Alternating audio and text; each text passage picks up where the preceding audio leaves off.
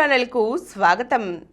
మనం ప్రముఖ వైద్యులు డాక్టర్ సమరం గారు రచించిన సంపూర్ణ ఆరోగ్యం అనే పుస్తకం నుండి అనేక ఆరోగ్య అంశాలు తెలుసుకుంటున్నాం కదండి. ఈరోజు ఫిస్టులా గురించి తెలుసుకుందాం. మలద్వారం దగ్గర ఉండే ఫిస్టులాని ఫిస్టులా ఇన్ యానో అంటారు. శరీరంలో ఒక భాగం నుంచి మరొక భాగానికి ట్యూబ్ వంటి కనెక్షన్ ఏర్పడటాన్ని ఫిస్టులా అంటారు. ఫిస్టులా ఇన్ యానోలో మలం ప్రేగుకి బయటికి మార్గం ఏర్పడుతుంది. యానల్ ఫిస్టులా ఏర్పడిన వారికి మలద్వారం దరిదాపుల్లో ఒక రంధ్రం ఏర్పడుతుంది. ఆ రంధ్రం నుంచి చీము కారుతూ తడిగా ఉంటుంది. రంధ్రం దగ్గర కొంత వాపు ఫిస్టులా కన్నం నుంచి సన్నటి స్టీలు కడ్డీ దూర్చితే అది మలం ప్రేగులోకి వెళ్తుంది.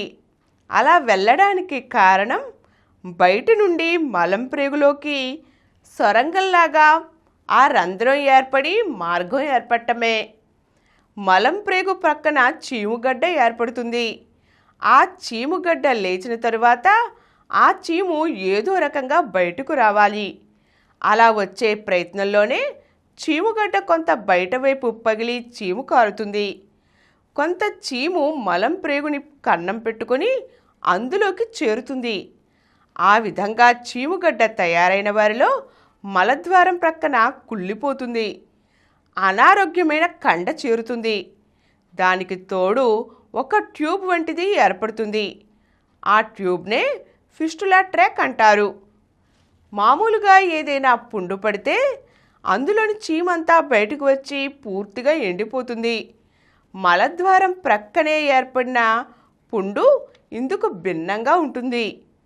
పుండు పగిలి చీము బయటకు వచ్చినా ఇంకా చీము క్రిములు లోపల మిగిలి ఉంటాయి. అక్కడ కండని కుళ్ళబెడుతూనే ఉంటాయి.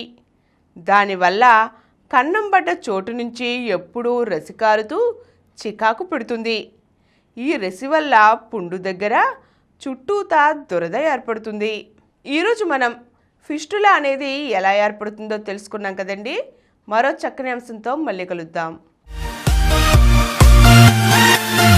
ఈ కార్యక్రమం మీకు ఎంతో నచ్చింది కదా.